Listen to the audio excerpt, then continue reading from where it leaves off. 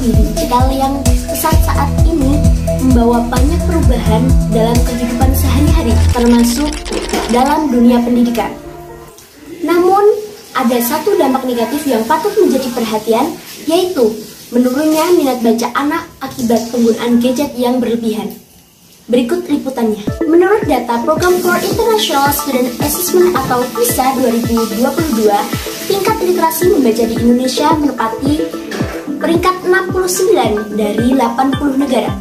Hal ini menunjukkan bahwa minat baca anak di Indonesia masih sangat rendah jika dibandingkan dengan negara-negara lainnya.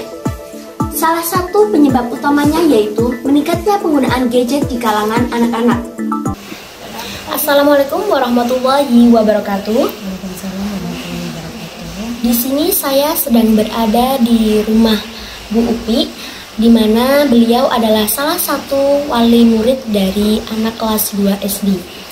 Baik Bu Upi, kedatangan saya di sini akan menanyakan beberapa hal terkait pengaruh penggunaan alat komunikasi digital atau gadget terhadap minat baca anak.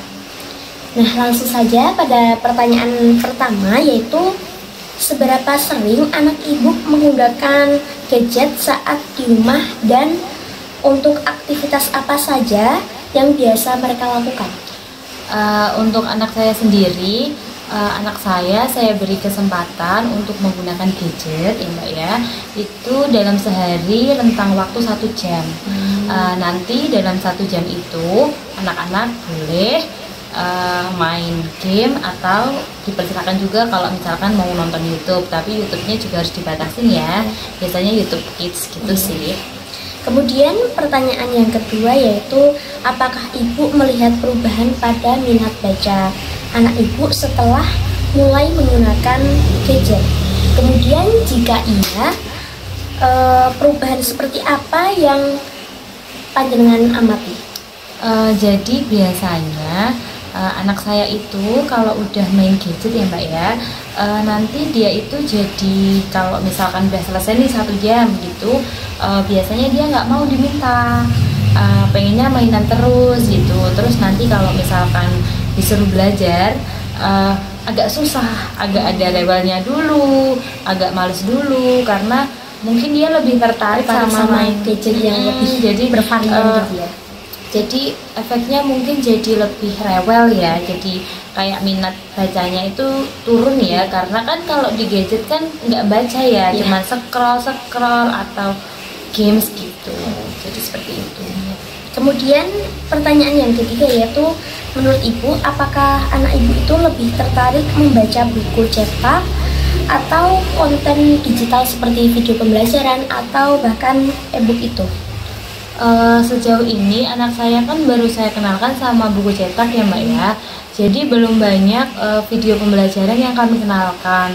Sejauh ini mereka lebih suka belajar dari baca buku cetak gitu.